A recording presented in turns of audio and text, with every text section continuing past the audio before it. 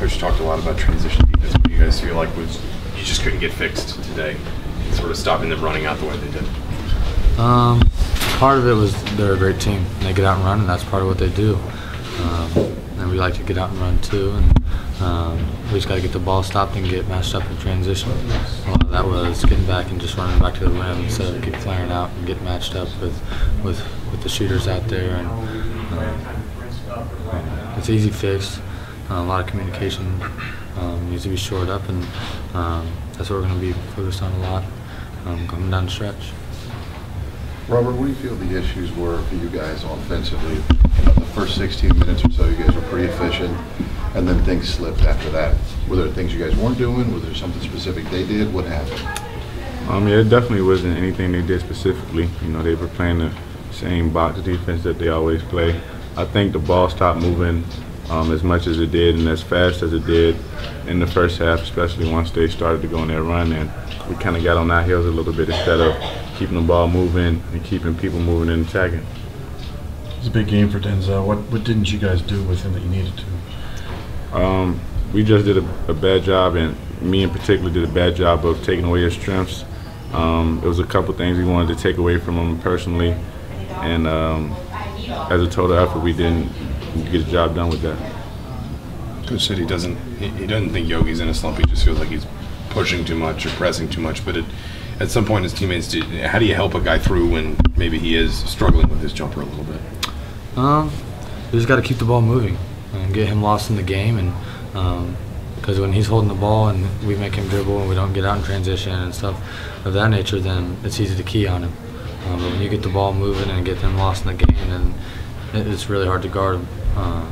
It is really hard to guard him in general, but when you get him moving and get everybody moving and they forget to think about him, and then that's when he's best at making big plays.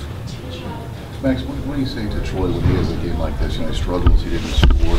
Kind of how do you guys as teammates help him come back from a game like this? I mean, I think just got to be positive with him. You know, they took away what he wanted, and you know, he's got to be able to adjust and kind of find his room. You know, where he can do and he can affect the game. You know, it's just I'm a positive guy. Just try to encourage him wherever you can.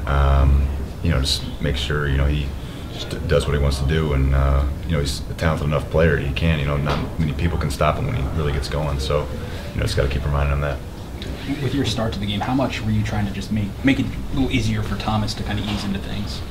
Yeah, with me and Thomas starting at the 4 and 5, they're a pretty big team. So I had a little different role today. I figured if we can kind of stretch their bigs out, because they have some pretty long, talented bigs. It would help Thomas's game inside. So I figured if I could knock down some shots or something, it would stretch the defense a little bit and give Thomas a little more room. So that was kind of the plan there. Well, with the games you guys have coming up, I mean, last 24 minutes of today were a little bit rough.